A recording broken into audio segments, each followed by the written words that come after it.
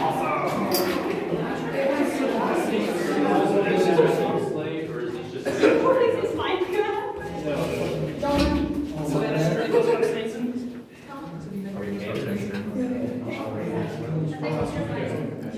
getting Minecraft vibes from this.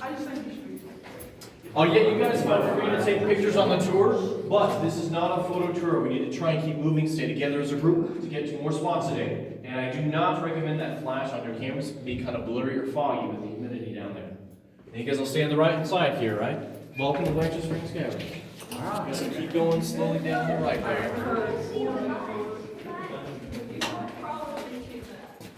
Stay on that right side. Stay on the right side.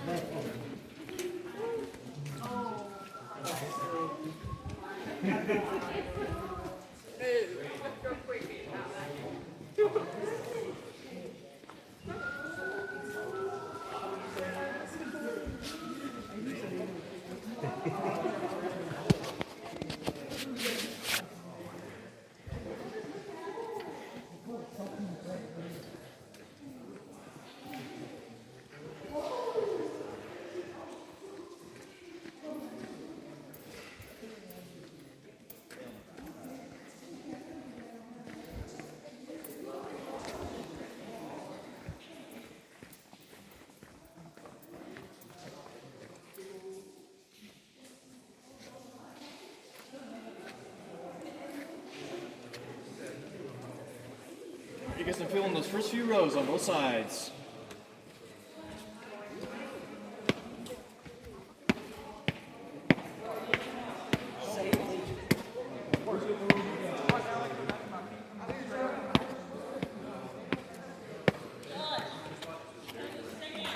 Oh.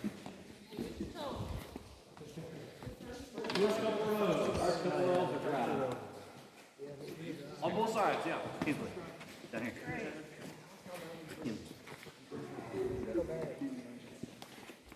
First couple rows. You said first 3 or 4. Up to that fifth is dried off. Yeah, they're good.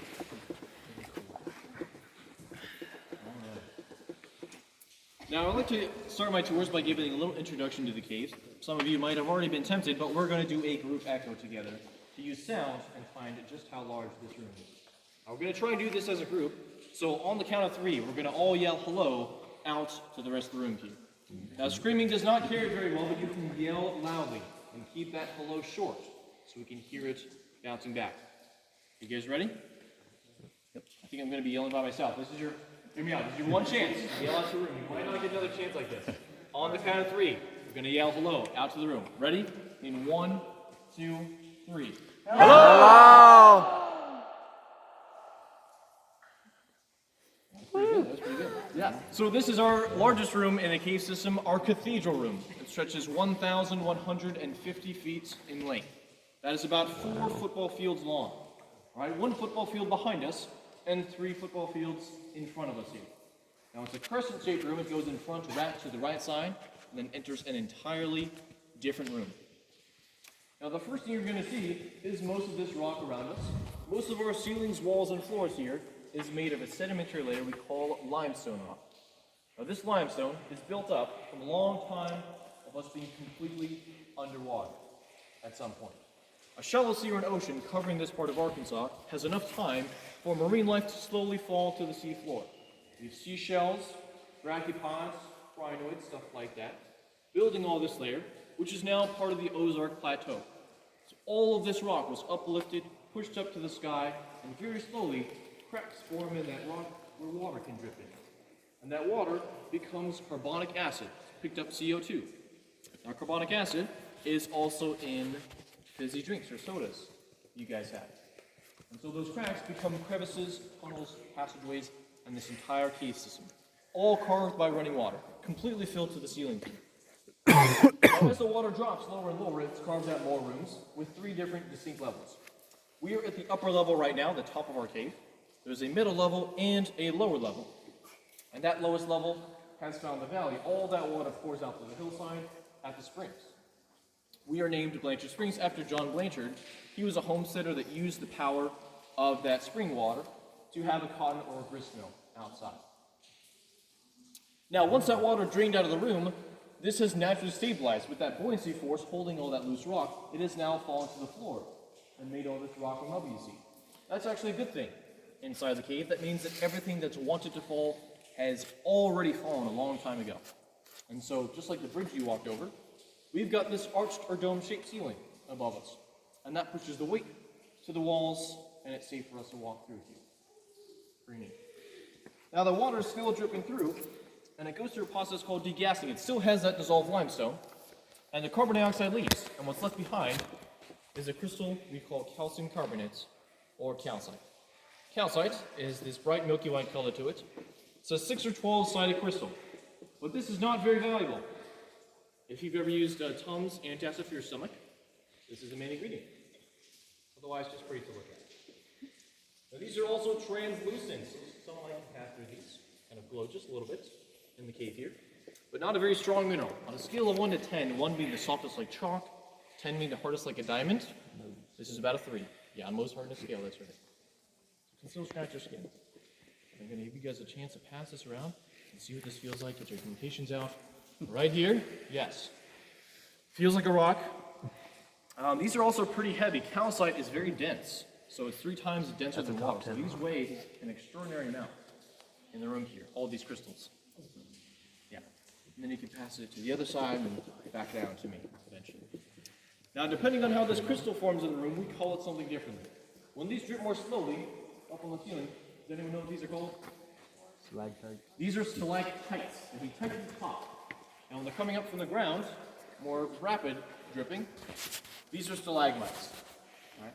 Now, when both of those have combined together, does anyone know what this is in the center of the room here? It's a column.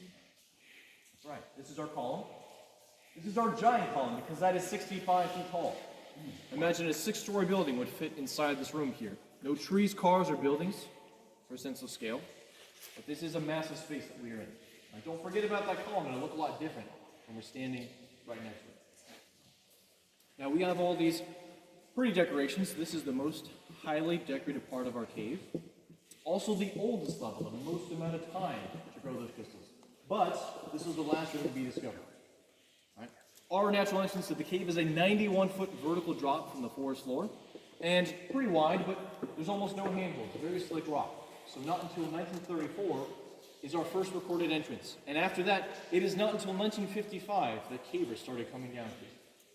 So between 1955 and 1963, that's the golden age of exploration. These areas are possibly good shelters for a nuclear blast on the surface. And that piqued the interest of the civil defense after all that exploring.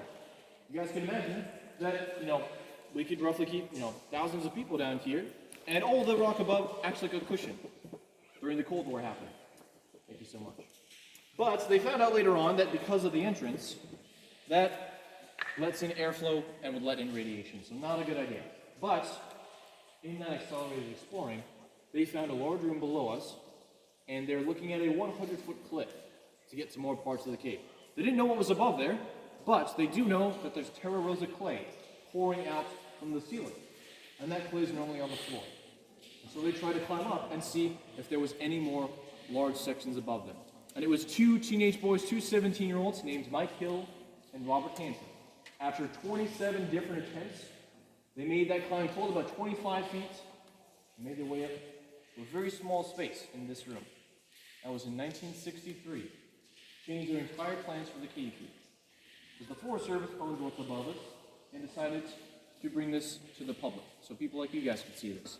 That was 10 years of planning and construction to open in 1973. Pretty cool. Is there any questions so far? Any questions at all? We're going to keep on moving. All right. The inside of the slopes are going to be the steepest. Always walk on the outside of the curves moving forward. We'll keep on going. Is it off?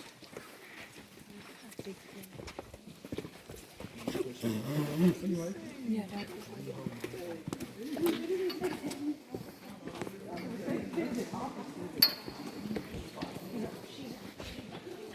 this is scary. Oh, look down. I'm so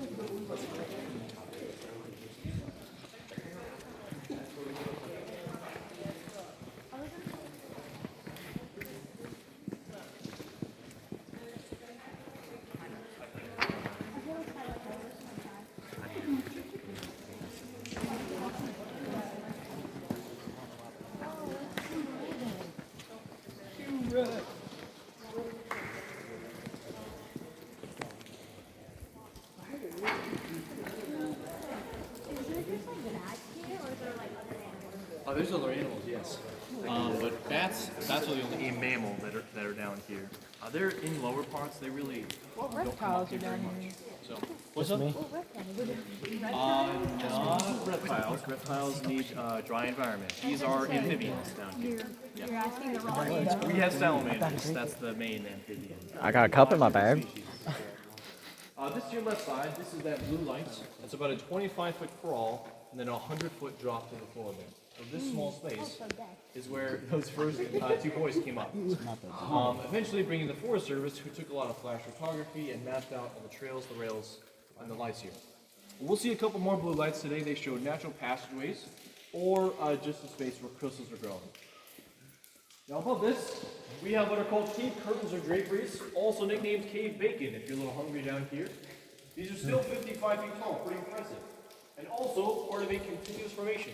From behind the bleachers, and stretching this entire left side, 900 feet in length is the longest continuous formation in all of North America right here.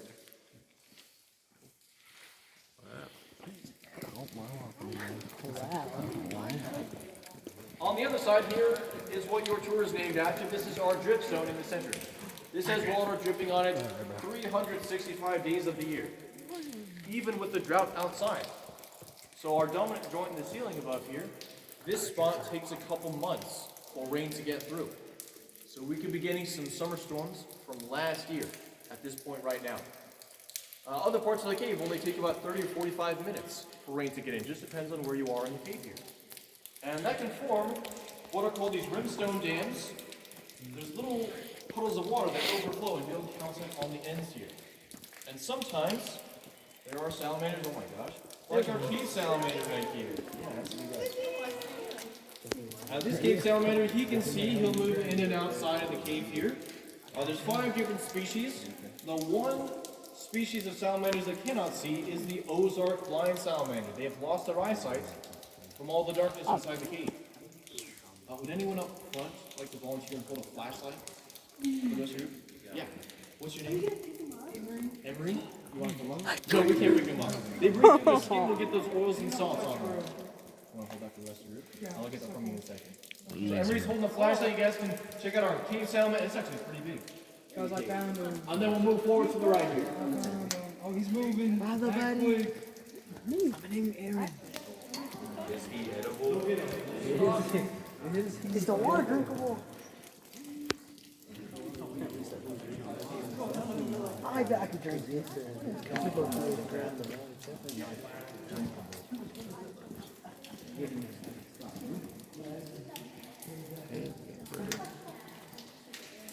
That's the dude right there. That's John Cave.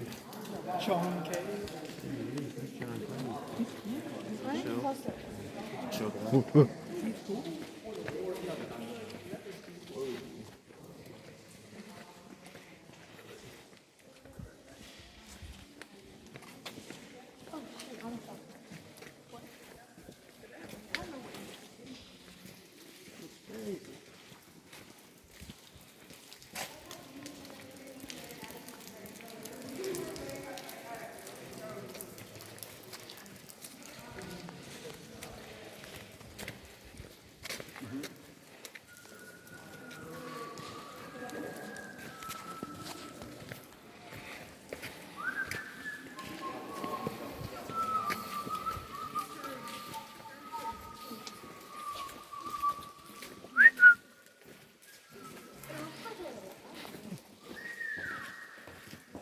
Whoa.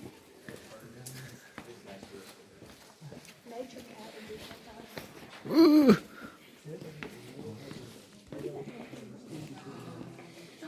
Almost looks like eyes. You guys can come down to the platform here. Don't get that flashlight back. Oh, sorry. Hey, there. That's okay. Give the man his life. Thank you so much. Yeah.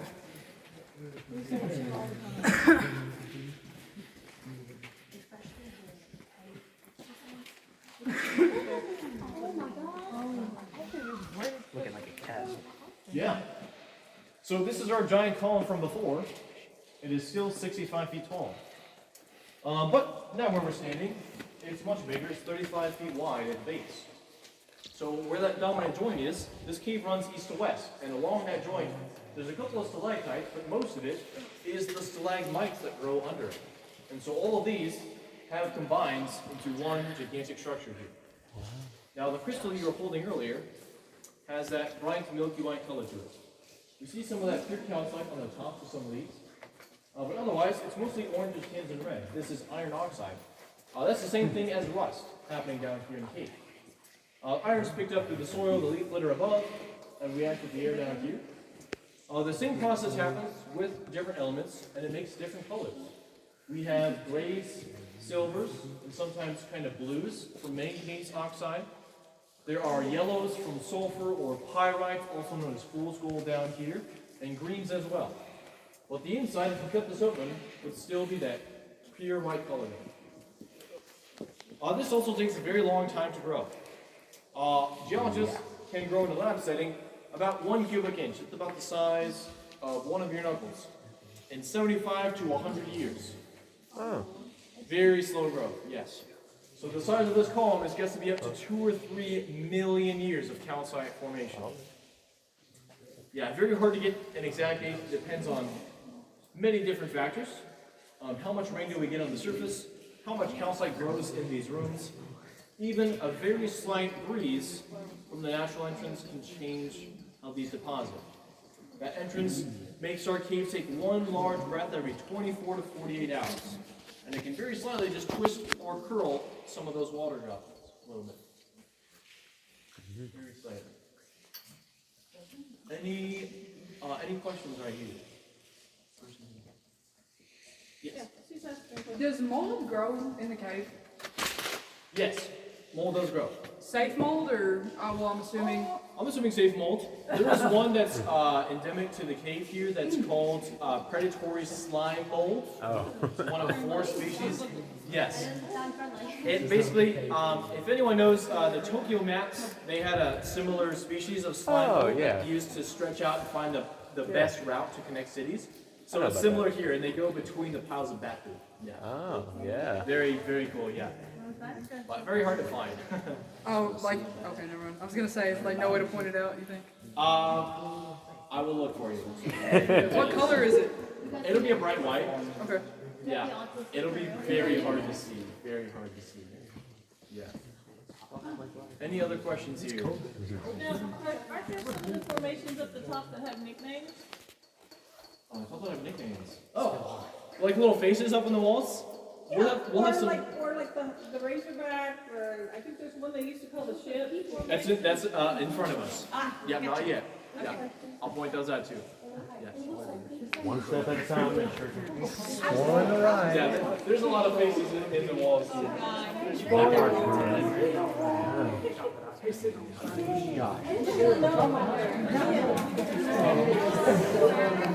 Watch out for the water.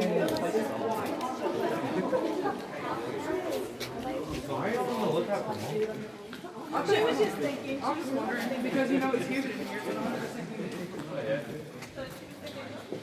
We'll point out one for you. When you get towards this side, in the center of the pool, we have a little priest that's holding his hands out, like a monk, kind of cupping his hands. You see that?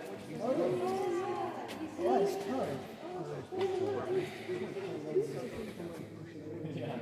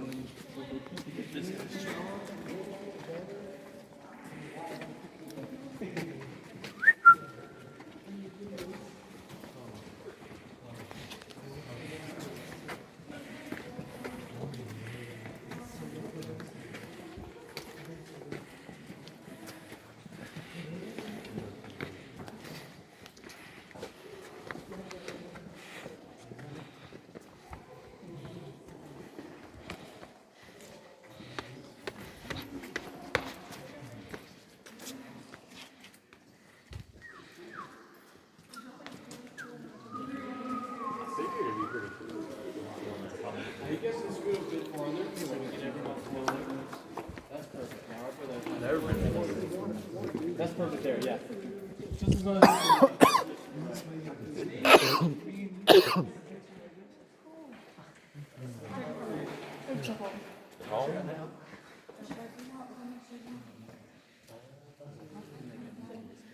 yeah, we'll point it out in a couple minutes here. I know it, dang it. It's okay, it's okay. So these rooms, you can see all the lights that are put up here, very convenient for us. If these lights were not inside the room, this area would be total darkness, and it would actually be darker than outer space, because we do not have any stars giving off a little bit of light down here. If we stayed for about a month in the cave, in that darkness, we would slowly lose our eyesight, because our eyes are muscles not getting enough practice. But pretty quickly coming back up outside, we'd get that eyesight back, getting just a little bit more practice. But these lights here are counting about 700 of them, and that's with 20 miles of electric wiring. This is a lot of work that's put in here. This is about 2 years of a project done by one person. His name was Miroslav Flugin, famous for lighting large opera houses, theaters, and museums around the world. So he tried his hand at giving this cave the lighting, which is the first and the only cave he did lighting for. Too big a project for him. But he did have a favorite spot in the cave, which is above to the right side here. This is called our opera box for the work that he's done.